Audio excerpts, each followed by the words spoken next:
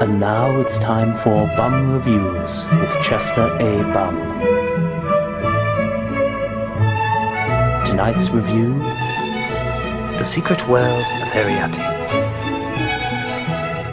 Oh my god, this is the greatest movie I've ever seen in my life! Would you mind if I borrowed some spoilers? There's this little girl named Ariadne. Only I don't mean little like she's very young. More like she's the size of Danny DeVito's testicle. And she lives with other Danny DeVito testicles inside this really nice house where they borrow things. Well, not really borrow, that implies you give it back. I'm not really sure how you borrow sugar, eat it, and then give it back. Oh, actually, there is one way, but you wouldn't like it. So Ariadne comes across this sick boy, and she's like, "Aren't you afraid of me?" No. Why not? It's a Miyazaki film. We're never surprised by anything. Two girls rode inside a cat that was a bus, and that barely got a reaction. Miyazaki's weird. Yes, but he is awesome. Awesome. But because they were seen by the boy, they suddenly have to move? And Ariadne is like, "Why do we have to move?" Because that boy saw us. So Miyazaki wrote it, so the boy won't care. No, there are so few of us that we cannot take the risk of being found out by the human beings. You know, Dad, we always say that in movies, but what if we did just go to the human beings? They could use their science and technology to find out if there's more, we could befriend them, we could exchange things. As long as we say we're an endangered species and helping us would be going green, nobody would ever touch us. No, closed-minded refusal to understand others is the best way to go. You're a tool. I know. But the girl can't help but keep up her relationship with the boy.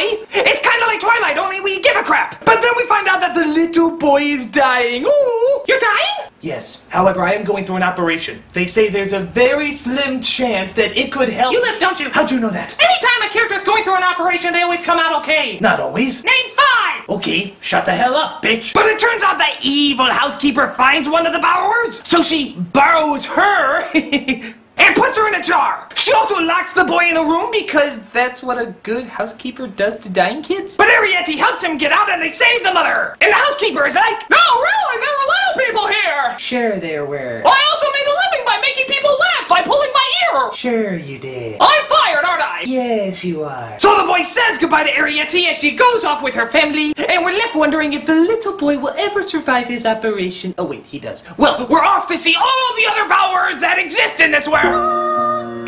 Oh, yes, that's it.